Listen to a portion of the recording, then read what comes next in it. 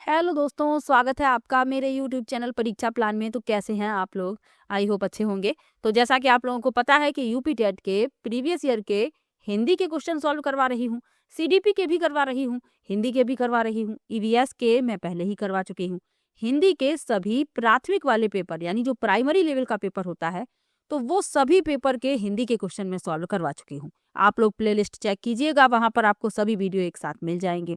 आज से मैं शुरुआत कर रही हूँ उच्च प्राथमिक स्तर के पेपर की, यानी कि जो पेपर 2 आपका होता है। 2011 वाले पेपर से मैंने प्राथमिक स्तर की शुरुआत भी की थी और जूनियर वाले पेपर की शुरुआत भी मैं 2011 वाले पेपर से ही कर रही हूँ। 2011 से 2022 तक जितने भी पेपर हुए हैं सभी के हिंदी के क्वेश्चन सॉल्व करवा दूंगी। पेपर फर्स्ट के करवा ही चुकी हूँ, तो यदि आप लोगों ने वो वीडियो नहीं देखी है तो देख लीजिए। जितने भी पेपर हुए हैं एक भी पेपर नहीं छोड़ा है। 2011 वाले पेपर से शुरुआत की थी, 2011 वाले पेपर के करवाए।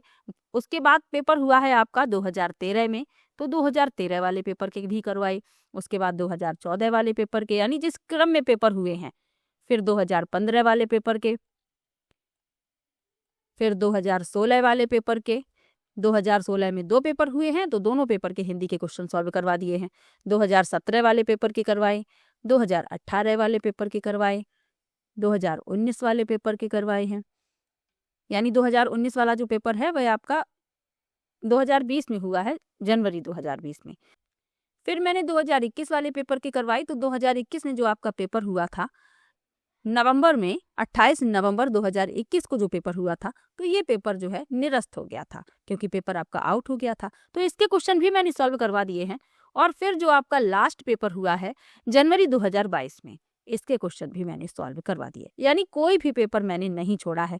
तो इसी हिसाब से मैं जूनियर स्तर वाले पेपर के भी करवा दूंगी, यानी जो उच्च प्राथमिक स्तर के हिंदी के क्वेश्चन हैं सभी क्वेश्चन सॉल्व करवा दूंगी। तो चलिए आज के वीडियो को शुरू करते हैं। वीडियो देखने के बाद यदि आपको अच्छा लगे, हेल्पफुल लगे, तो वीडियो को लाइक और शेयर कीजिएगा। और यदि आप चैनल पर नए हैं तो चैनल को सब्सक्राइब कर लीजिए। और पेपर फर्स्ट भी यदि आप देने वाले हैं तो वो वीडियो एक बार जरूर देख लीजिएगा। सीडीपी के भी करवा रही हूँ, तो सीडीपी के वीडियो भी देख सकते हैं। और इसके भी सीडीपी के करवाऊंगी जैसे ही प्राइमरी वाले पेपर सभी कंप्लीट हो जाएंगे, उसके बाद मैं उच्च प्राथमिक स्तर वाले पेपर के भी सीडीपी के क्वेश्चन सॉल्व करवा दूंगी। तो चलिए आज के वीडियो को शुरू करते हैं। पहला प्रश्न दिया गया है, वर्तनी के अनुसार शुद्ध शब्द का चयन कीजिए। तो इसमें शुद्ध शब्द बताना है। पहला लिखा है पूज्यनीय, दूसरा है पूजनीय, तीसरा है पूज्यनीय और चौथा है पूजनीय। तो इसमें जो शुद्ध लिखा हुआ है वह आपका बी विकल्प है, पूजनीय। बी विकल्प इसमें आपका उत्तर हो जाएगा। इंपॉर्टेंट क्वेश्चन है, कई प्रतियोगी परीक्षाओं में पूछ लिया जाता है। और हिंदी में तो शुद्ध शब्द एक आपसे पूछा ही जाएगा, तो ये तो आपको याद ही रखना है। जो भी कठिन शब्द होते हैं उन्हें आप एक बार जरूर पढ़ के जाइएगा, उनके लिखने का तरीका याद रखिएगा, किस तरीके से लिखे जाते हैं। चलिए आगे बढ़ते हैं। जिसका जन्म पहले हुआ हो, इसके लिए एक शब्द जो उपयुक्त हो लिखिए। पहला है अनुज, दूसरा है द्विज, तीसरा है अग्रज और चौथा है सर्वज्ञ। तो जिसका जन्म पहले हुआ हो उसे कहते हैं अग्रज। सी विकल्प इसमें आपका उत्तर हो जाएगा। और जिसका बाद में जन्म होता है, जो छोटा होता है, उसे अनुज कहते हैं। तो ये भी आपको याद रखना है। सब कुछ जानने वाला सर्वज्ञ कहलाता है और 2 बार जन्म लेने वाले को द्विज कहते हैं। तो ये भी साथ में याद रखिएगा। चलिए आगे बढ़ते हैं, अगले प्रश्न पर चलते हैं। अगले प्रश्न में पूछा गया है, वर्तनी के अनुसार शुद्ध रूप चुनिए। तो फिर से शुद्ध रूप वाला एक प्रश्न पूछा गया है।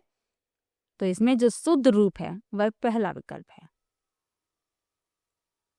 चलिए आगे बढ़ते हैं, अगले प्रश्न पर चलते हैं। सजावट शब्द का प्रत्यय बताइए। पहला है आव, दूसरा है आवट, तीसरा है आहट और चौथा है टा। तो आहट और टा ये तो पहले ही आप विकल्प पढ़ते ही काट देंगे। अब इसमें 2 बचे हैं। प्रत्यय जो होता है शब्द के अंत में जुड़ता है, तो सजावट आवट प्रत्यय है इसमें। बी विकल्प आपका उत्तर हो जाएगा। चलिए आगे बढ़ते हैं, अगले प्रश्न पर चलते हैं। चलिए आगे अगला प्रश्न है, लड़का पेड़ से गिरा, उपरोक्त वाक्य का कारक बताइए। पहला है संप्रदान कारक, दूसरा है कर्म कारक, तीसरा है अपादान कारक और चौथा है करण कारक। तो लड़का पेड़ से गिरा, अलगाव का भाव पैदा हो रहा है, अपादान कारक है। आप लोगों ने यदि प्राइमरी लेवल वाली वीडियो देखी है जिसमें मैंने प्रीवियस ईयर के क्वेश्चन सॉल्व करवाए हैं, तो आप लोगों ने यदि सभी वीडियो देखी हैं तो आप उसमें देखेंगे हर बार यदि कारक पूछा गया है तो उसमें अपादान कारक ही पूछा गया है। और अपादान कारक में अलगाव का भाव पैदा होता है। लड़का पेड़ से गिर रहा है, अलगाव का भाव है, अपादान कारक होगा। सी विकल्प इसमें आपका सही हो जाएगा।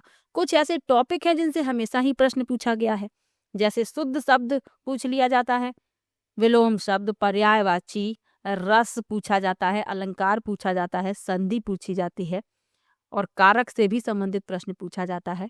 मुहावरे, लोकोक्तियां, यही टॉपिक होते हैं, इन्हीं से प्रश्न पूछे जाते हैं। और प्रीवियस ईयर के पेपर इसीलिए पढ़ना जरूरी होता है ताकि आपको वो सभी इंपॉर्टेंट टॉपिक पता चल जाएं जिनसे हर बार प्रश्न पूछे गए हैं और आगे भी पूछे जाने की संभावना है। इसीलिए मैंने प्रीवियस ईयर के क्वेश्चन सॉल्व करवाए हैं। चलिए आगे बढ़ते हैं, अगले प्रश्न पर चलते हैं। चौराहा में कौन सा समास है? चौराहा में, यहाँ पर में टाइप नहीं हो पाया है। चौराहा में समास पूछा गया है और चौराहा में समास कई बार पूछा गया। पहला है बहुब्रीहि, दूसरा है द्वंद्व, तीसरा है द्विगु और चौथा है तत्पुरुष। तो चौराहा में आपका द्विगु समास है, याद कर लीजिए, ये समझ लीजिए, ये चौराहा शब्द बहुत ही ज्यादा इंपॉर्टेंट है। और जो संख्यावाची शब्द होते हैं उनमें द्विगु समास होता है। सी विकल्प आपका उत्तर हो जाएगा। अगला प्रश्न है, पुत्री का पर्यायवाची शब्द नहीं है। पहला है तनय, दूसरा है सुता, तीसरा है आत्मजा और चौथा है दुहिता।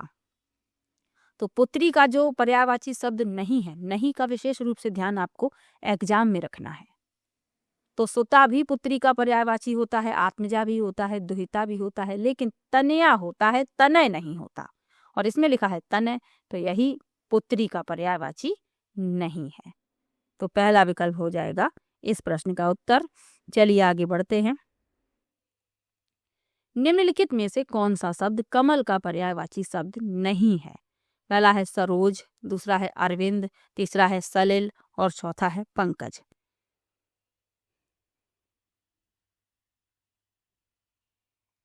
तो सरोज, अरविंद, पंकज, नीरज, ये सभी कमल के पर्यायवाची होते हैं। लेकिन जो सलिल है ये कमल का नहीं बल्कि जल का पर्यायवाची है। और हमसे क्या पूछा गया है कि जो कमल का पर्यायवाची शब्द नहीं है वह बताइए। तो इसमें आपका जो सलिल है ये कमल का पर्यायवाची नहीं है। तो यही हो जाएगा इस प्रश्न का उत्तर। चलिए आगे बढ़ते हैं। अगला प्रश्न है, जिसकी मति झट सोचने वाली हो के लिए एक शब्द होगा। पहला है कुशाग्र बुद्धि, दूसरा है प्रत्युत्पन्न मति, तीसरा है द्रुतगामी और चौथा है दूरदर्शी। तो जिसकी मति झट सोचने वाली होती है उसे प्रत्युत्पन्न मति, बी विकल्प इसमें सही हो जाएगा। जिसकी मति झट सोचने वाली होती है उसे प्रत्युत्पन्न मति कहते हैं। बी विकल्प इसमें आपका सही हो जाएगा। चलिए आगे बढ़ते हैं, अगले प्रश्न पर चलते हैं। निर्गुण का संधि विच्छेद होगा। निर्गुण का संधि विच्छेद पूछा गया है। तो निर्गुण का निहि धन गुण, इसमें आपका विसर्ग संधि है, तो ये भी याद रखिएगा। सी विकल्प इसमें आपका उत्तर हो जाएगा। चलिए आगे बढ़ते हैं, अगले प्रश्न पर चलते हैं। निम्नलिखित शब्दों के लिए दिए गए विकल्पों में तत्सम का चयन कीजिए। पहला है कलश, दूसरा है कलश, तीसरा है कलश और चौथा है कलश। तो इसमें आपका पूछा गया है तत्सम शब्द पूछा गया है, तो कलश पहला विकल्प इसमें उत्तर हो जाएगा। सीटी वाला ये सा बनता है कलश में, आपको यही याद रखना है, बाकी ये तीनों गलत हैं। चलिए आगे बढ़ते हैं।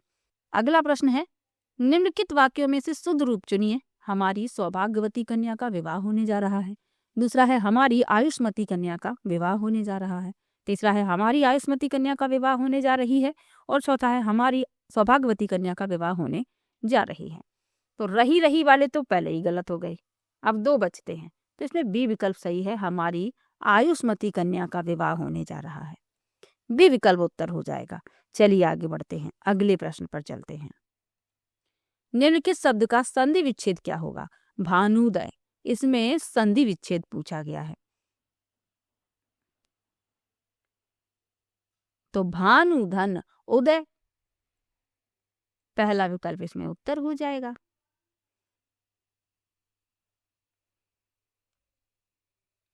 चलिए आगे बढ़ते हैं।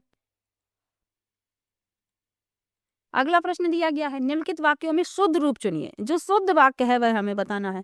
हमारे यहाँ तरुण नवयुवकों की शिक्षा का अच्छा प्रबंध है। दूसरा है, हमारे यहाँ तरुण नवयुवकों की शिक्षा का अच्छा प्रबंध है। तीसरा है, हमारे यहाँ नवयुवकों की शिक्षा का अच्छा प्रबंध है। और चौथा है, हमारे यहाँ नवयुवकों की शिक्षा का अच्छा प्रबंध है। अब जिसमें तरुण लगा है ये तो दोनों गलत ही हो गए। यहाँ पर लिखा है अच्छा प्रबंध है, यहाँ पर है तो ये गलत है। यहाँ शिक्षा ही गलत लिखा हुआ है, शिक्षा लिखा है, ये भी गलत हो गया। डी विकल्प इसमें सही है, हमारे यहाँ नवयुवकों की शिक्षा का अच्छा प्रबंध है। डी विकल्प उत्तर हो जाएगा। चलिए आगे बढ़ते हैं। जो शब्द धन का पर्यायवाची नहीं है उसे चुनिए। पहला है द्रव्य, दूसरा है द्रव, तीसरा है संपदा और चौथा है दौलत। तो जो द्रव है ये धन का पर्यायवाची नहीं है, बी विकल्प हो जाएगा उत्तर। चलिए आगे बढ़ते हैं, अगले प्रश्न पर चलते हैं। लोगों ने शोरगुल करके डाकुओं को भगाया। उपरोक्त वाक्य में कारक बताइए। पहला है कर्ता कारक, दूसरा है करण कारक, तीसरा है संप्रदान कारक और चौथा है कर्म कारक। तो लोगों ने शोरगुल करके डाकुओं को भगाया, तो उपरोक्त में जो कारक है वह है कर्म कारक।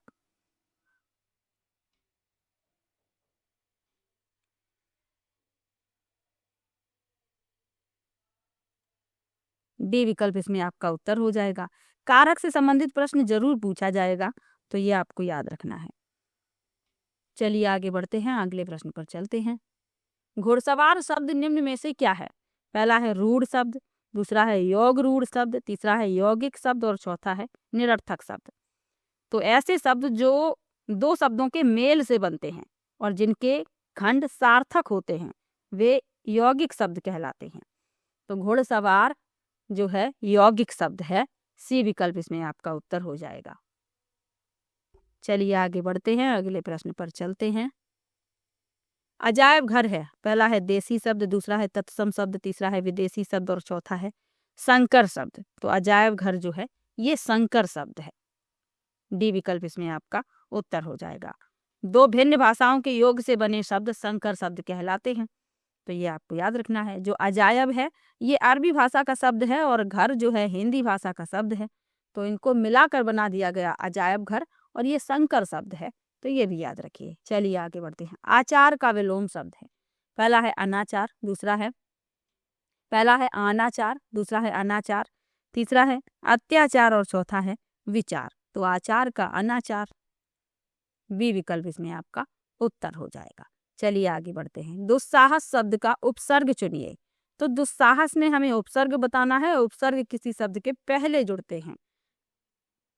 तो दुस्साहस में दुस उपसर्ग है, पहला विकल्प उत्तर हो जाएगा। चलिए आगे बढ़ते हैं। जगन्नाथ किस संधि का उदाहरण है? पहला है व्यंजन संधि, दूसरा है विसर्ग संधि, तीसरा है दीर्घ स्वर संधि और चौथा है यड़ संधि। तो जगन्नाथ शब्द जो है ये व्यंजन संधि का उदाहरण है, पहला विकल्प इसमें उत्तर हो जाएगा। चलिए आगे बढ़ते हैं। अब इसका पूछ लिया जाए आपसे संधि विच्छेद, तो जगत धन नाथ, ये होगा इसका संधि विच्छेद। चलिए आगे बढ़ते हैं, अगले प्रश्न पर चलते हैं। मोर का तत्सम शब्द होगा, पहला है मयूर, दूसरा है मयूर, तीसरा है मोयूर और चौथा है मऊर।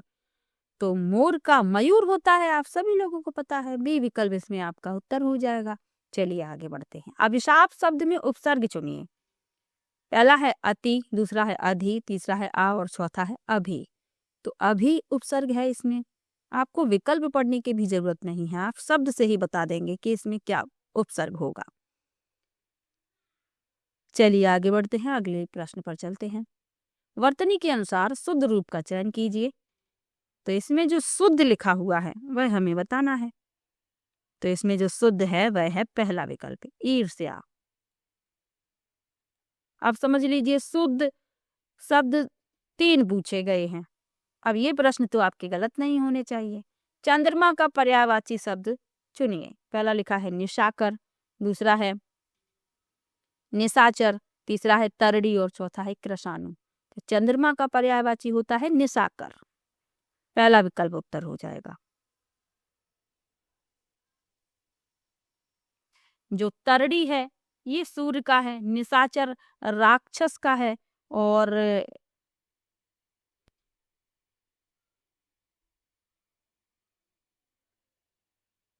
कृषाणु जो है ये आग का है। तो ये भी याद रखिएगा साथ में। चलिए आगे बढ़ते हैं। महादेव का पर्यायवाची शब्द चुनिए। पहला है गरुड़ ध्वज, दूसरा है नारायण, तीसरा है चंद्रशेखर और चौथा है विशंभर। तो महादेव का पर्यायवाची पूछा गया है चंद्रशेखर, सी विकल्प उत्तर हो जाएगा। और गरुड़ ध्वज, नारायण, विशंभर ये विष्णु के पर्यायवाची हैं, तो ये भी याद रखिए विष्णु के। चलिए आगे बढ़ते हैं। यथाशीघ्र शब्द का समास बताइए। पहला है अव्ययी भाव, दूसरा है द्वंद्व, तीसरा है कर्मधारय और चौथा है तत्पुरुष। तो जिसमें पूर्व पद प्रधान होता है और उत्तर पद गौड़ हो उसमें अव्ययी भाव समास होता है, तो इसमें अव्ययी भाव समास होगा। चलिए आगे बढ़ते हैं, अगले प्रश्न पर चलते हैं। महात्मा गांधी में अमूल गुण थे, इस वाक्य में अमूल शब्द है। पहला है विशेषण, दूसरा है संज्ञा, तीसरा है सर्वनाम और चौथा है क्रिया। तो ये जो अमूल्य शब्द है ये विशेषता बता रहा है, तो ये विशेषण है। पहला विकल्प इसमें उत्तर हो जाएगा। चलिए आगे बढ़ते हैं। निम्नलिखित वाक्यों में क्रिया विशेषण युक्त वाक्य कौन सा है? मैं कल नहीं आऊंगा, दूसरा है यह फूल सुंदर है, तीसरा है हवा धीरे धीरे बह रही है और चौथा है आज हम स्कूल जाएंगे। तो उपयुक्त वाक्य में पूछा गया है, क्या पूछा गया है? क्रिया विशेषण युक्त वाक्य। तो इसमें जो सी विकल्प है हवा धीरे धीरे बह रही है, ये क्रिया विशेषण युक्त है। क्रिया की विशेषता बताने वाले शब्द क्रिया विशेषण कहलाते हैं। चलिए आगे बढ़ते हैं। आखिरी प्रश्न, निम्नलिखित में योग रूढ़ शब्द चुनिए। पहला है पील, दूसरा है चक्रपाणी, तीसरा है दूध वाला और चौथा है नैन। तो हमें बताना है योग रूढ़ शब्द। तो चक्रपाणी जो है ये योग रूढ़ शब्द है, बी विकल्प इसमें आपका उत्तर हो जाएगा। तो ये पेपर 2011 वाला था। हिंदी के क्वेश्चन मैंने सॉल्व करवा दिए हैं। पेपर फर्स्ट की सीडीपी के करवा रही हूँ, जैसे ही कंप्लीट हो जाएंगे फिर मैं इन पेपर के भी सीडीपी के क्वेश्चन सॉल्व करवा दूंगी। चलिए मिलते हैं नेक्स्ट वीडियो में। वीडियो कैसा लगा कमेंट बॉक्स में जरूर बताइएगा, और आपको किसी भी प्रश्न में डाउट हो आप कमेंट में लिखिएगा। मैं सभी का कमेंट पढ़ती हूँ, सभी को रिप्लाई भी देती हूँ। चलिए मिलते हैं नेक्स्ट वीडियो में, तब तक के लिए बाय बाय।